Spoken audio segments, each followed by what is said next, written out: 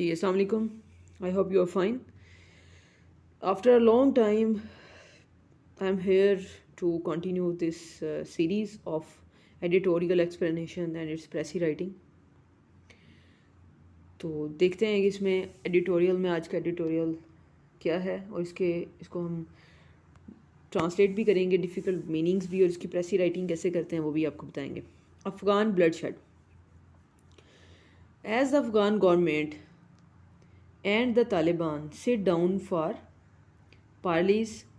Parleys का meaning होता है a negotiation between enemies. negotiate करना, बातचीत करना enemies के दरमियान. In Doha today, deadly violence in the country over the past few months has cast its shadow over the process. Since November, a number of officials, activists and journalists have been killed in targeted hits. ठीक है. अभी इसमें ये कह रहे हैं कि Afghan government और तालिबान के दरमियान जो निगोशिएशन हुई है, निगोशिएट किया है उन्होंने, बातचीत की है, लेकिन उसके बावजूद भी जो पिछले कई मंथ गुजरे हैं जिसमें काफ़ी बहुत ज़्यादा वायलेंस होता रहा है. नवंबर में भी काफ़ी ऑफिशियल, एक्टिविस्ट और जर्नलिस्ट जो हैं उनको टारगेट किलिंग में मारा गया है. दिस अगली trend is of course part of the overall cycle of violence that plagues any. Plague क्या होती है कि कोई भी epidemic disease with a high death rate, जैसे कि ये कोविड-19 है, बहुत ज़्यादा डेथ रेट जिसका इंक्रीज़ होता है उसको हम प्लेग कहते हैं. Afghanistan putting the government against the Taliban and other militant group such as the local branch of IS. कि इस तरह का जो एक साइकिल है वायलेंस का, वो एक फैलती हुई बीमारी की तरह पूरे अफ़गानिस्तान को उसने अपने घेरे में ले लिया है और गवर्नमेंट जो है वो तालिबान के और दूसरे मिलिटेंट जो ग्रुप्स हैं उनके ख़िलाफ़ हो गई है, जैसे कि वो यही समझ रहे हैं कि IS के ही ग्रुप्स हैं. Among the high profile victims of the latest series of killings has been the deputy governor of Kabul as well as 5 journalist. Strangely the Afghan peace process has been marked by the dichotomy. Dichotomy कहते हैं जब हम किसी चीज़ को दो हिस्सों में, parts में या सब क्लासेस में डिवाइड कर देते हैं. Of violence coupled with talk with ceasefires often punctuated by fighting. कि सीज फायर भी जो है उसको भी ख़त्म कर दिया जाता है, जो एक दूसरे के ख़िलाफ़ एक किलिंग टारगेट्स की बुनियाद पे जो किलिंग हो रही हैं उसको भी ख़त्म कर दिया जाता है. However, considering the complexity of Afghan situation, particularly the bloodshed that has affected Afghan national life for decades, there is no other option but for the stakeholders to sit at the negotiating table and work out a doable peace plan.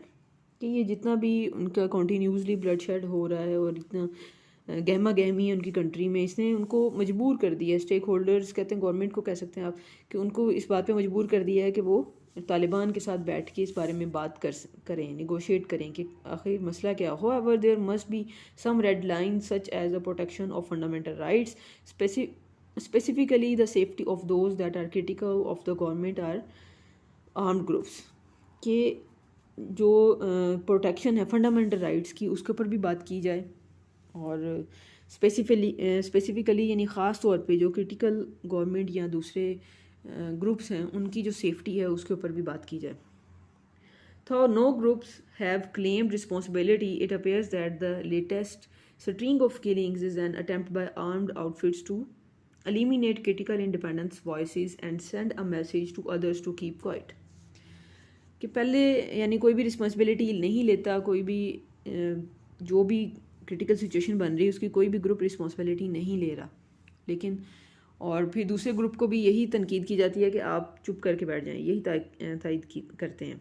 As the government and the Taliban restart the dialogue process, Kabul should make it clear that the such murderous attacks will not be tolerated. Afghan rights activists have expressed fears that there may be a rollback of rights and freedoms, particularly women's rights, if a peace deal is reached with the Taliban. Of course, the era when the armed group ruled over the country was one where women became practically invisible on the national scene. It would be shameful if attempts were made to reimpose such restrictions on women. Indeed, reaching a workable peace deal will not be easy, an Afghan government negotiator has said with reference to the Doha process that talks will be complicated and time consuming. However, all sides must realize that if this window of opportunity is lost, no one knows when the next chance will rise to end the deadly cycle of violence in Afghanistan. What is more, a final statement must ensure equal rights of all the countries, tribes, and ethnic groups as well as the women and minorities. यानी negotiation का उन्होंने purpose बता दिया है कि उसमें क्या क्या चीज़ें होनी चाहिए, फंडामेंटल राइट्स हों, वमेन सिक्योरिटी हो, वमेंस के राइट्स के बारे में और इस वायलेंस को ख़त्म करने के बारे में सारी चीज़ें उनसे डिस्कस की जाएं ताकि इस कंट्री की जो एक सिक्योरिटी है या जो लाइफ्स की सेफ्टी है उसको इंश्योर किया जाए। अब ये इसकी प्रेसी है। प्रेसी क्या होती है कि 1/3 पार्ट किसी भी आर्टिकल का या पैराग्राफ का 1/3 पार्ट लिखा जाता है। इसमें री राइट भी आप कह सकते हैं कि वर्ड मीनिंग्स या सिनोनिम्स को यूज़ करके आप एक प्रेसी लिखते हैं, जैसा कि इसमें बिल्कुल समराइज कर दिया गया। Abnormally, the Afghan harmony measure has been set apart of the polarity of severity combined with talk.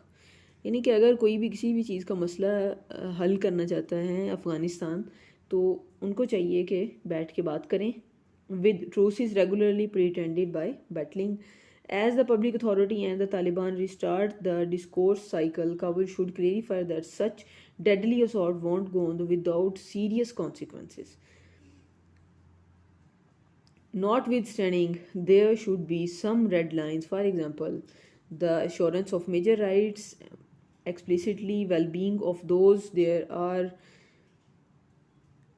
reproachful of the public authority equipped gathering. Likewise, a last settlement should guarantee equivalent rights for the entirely of the nation's clans and the ethnic gatherings such just as ladies and minorities. Afghan rights activities has communicated fears that there might be a rollback of rights and opportunities, especially ladies' privilege, if a harmony begin is reached with the Taliban. अच्छा, ये इसको सारे को rewrite किया और summarise किया पूरे paragraph को। इसमें भी वही सारी बातें हैं जो उस आर्टिकल में हैं और इसको एक सूटेबल हेडिंग देनी होती है, टॉपिक देना होता है। तो complex peace process of Afghanistan, ये इसको एक ख़ुद से हमने एक टॉपिक देना होता है, जबकि इसकी जो हेडिंग थी वो थी अफ़गान ब्लडशेड, और जो सूटेबल इसको टॉपिक बाद में दिया गया, बाद में जो हेडिंग दी गई है वो है complex peace process of Afghanistan. Okay, thank you, that's it.